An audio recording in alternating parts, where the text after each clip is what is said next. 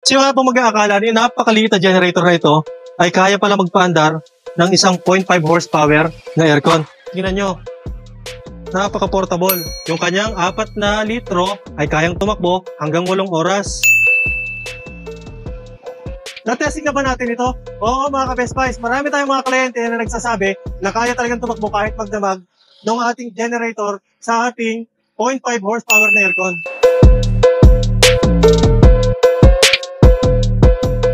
Mga ka-Best Buys, naghahanap ba kayo ng murang generator? Yung maliit na generator, yung matipid, yung portable, na kahit kayang-kaya lang, paandarin kahit yung aming 0.5 horsepower na aircon. Bakit? Para kay baby po, para sa gabi, kung sakaling mawala ng kuryente, kahit yung 0.5 horsepower na aircon lang, kayang-kaya po sanang paandarin. So I got you mga ka-Best Buys. Ito na, ang hinihintay nyo, ang ating PK17 mga ka-Best Buys. So ito yung ating conventional, very portable gasoline generator. Ito, napakalit lang nito mga ka-Best Buys. Tingnan nyo, napaka-portable. So kahit pang camping pa, kayang-kaya nyo itong dalahin mga ka-Best Buys. At ang kagandahan dito mga ka-Best Buys, napaka-economical. Kasi ang konsumo lang nito is 0.5 liter per hour. Tama ka mga ka-Best Buys. Tama kasi yung narinig. Kalahating litro lang isang oras, meron ka ng generator na kaya magpatakbo ng 0.5 horsepower na aircon kahit magdamag pa yan. Mga ka-Best Buys, silipin natin yung ating PK17 kung ano yung meron dito. So ito yung kanyang fuel cap, yung kanyang tangke is may 4 liters capacity. Since kalahating litro nga lang isang oras, yung kanyang 4 na litro ay kayang tumakbo hanggang 8 oras. Meron siyang AC output, yung kanyang AC and DC circuit breaker. Kahit ganyang kaliit yan mga ka-Best Buys, kargado pa rin ang safety features. Yung kanyang on and off, yung kanyang output indicator. Kapag green yan, ibig sabihin working, gumagana, may output. At meron pa siyang DC charger na 8.3 amperes. Dito yung access ng ating oil, kaya napakadali mo lang i-change oil mga ka-Best Buys. Less than half liter lang or 0.4 liter lang ang oil nito, kaya napaka-tipid i-maintain after 20 hours, after 50 hours, and every 100 hours ang change oil schedule nito mga ka-Best Buys. So paano natin malalaman yan? Kailangan nyo pong i-take note yung mga runtime ng ating generator para hindi masyadong magtagal yung ating pag-change oil. Mga ka-Best Buys, dito naman sa likod makikita nyo yung kanyang manual choke, yung ating muffler, napakaliit mga ka-Best Buys, no? Napakaganda, and yung kanyang fuel control. Nandito rin sa gilid mga ka-Best Buys yung kanyang manual starting. Napakagalang nito buhayin mga ka-Best Buys. Kahit babae niya, actually kayang-kaya itong buhayin eh. Testing natin kung paano siya mabubuhay. So i-on natin, then i-choke, hilahin natin,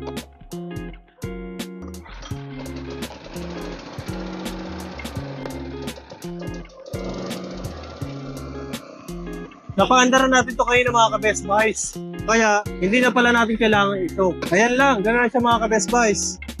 Napakaliit. At syempre mga ka-Best Buys, kailangan patunayan natin na kung kaya niya talaga yung 0.5 horsepower na aircon. Silipin natin yung specification nito mga ka-Best Buys. Ito, 650 watts rated input. So most likely mga ka-Best Buys, ito yung pinakamalaking consumption niyan. And 3.3 amperes yung kanyang maximum rated current. And since mga ka-Best Buys, yung ating generator is 4 amperes yung capacity nito, therefore, kaya-kaya niya talagang paandarin yung ating 0.5 horsepower na aircon. I-test natin mga ka-Best Buys. So, i-off muna natin to. Yan. Saksak natin to. So, direct plug na ito mga ka-Best Buys, no? Sisilipin din natin kung ilang amperes na yung kanyang nagagamit. Kasi hindi naman natin nakikita not unless gumamit tayo ng device. Aircon. Ayan. So ngayon, may 0.09 na tumatakbo sa linya.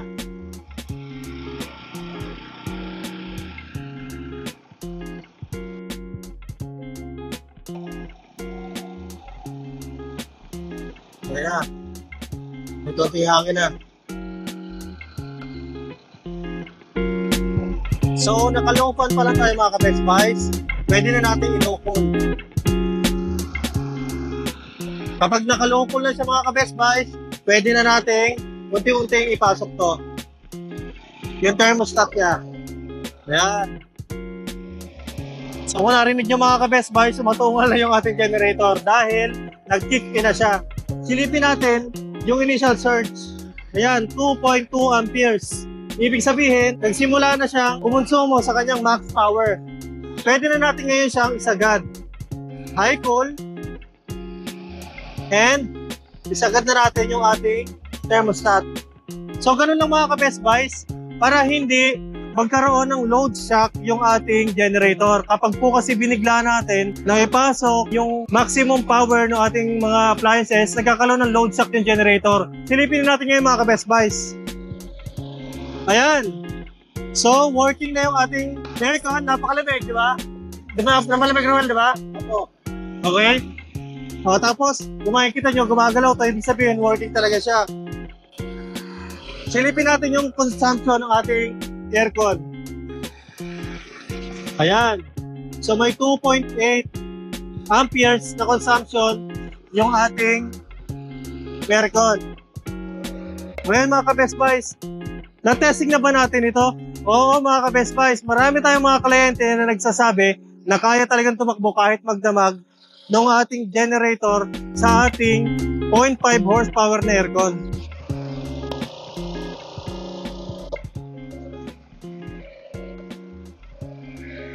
So ito na po yung current. 2.26, 25. Steady pa rin mga ka-Best Buys. Gumagana yan ha. Ang lamig oh. Diba?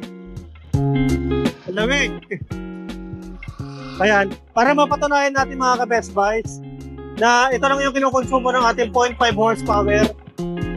Patayin natin ito mga ka-Best Buys and silipin natin yung current amperes na dumadaloy kapag pinatay na natin ito. Patayin natin ito mga ka-Best Buys ha. Ayan. Tingnan nyo mga ka-Best Buys. 0.2 na lang. Kasi yung gumagana dito mga ka-Best Buys ay pa na lang, wala na siyang lamig. So pag pinatay pa natin to, ayan, 0.9 na lang. Okay?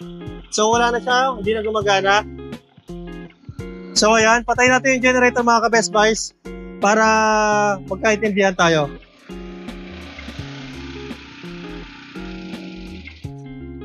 Ayan. So, napakalupit mga ka-Best Buys, ano?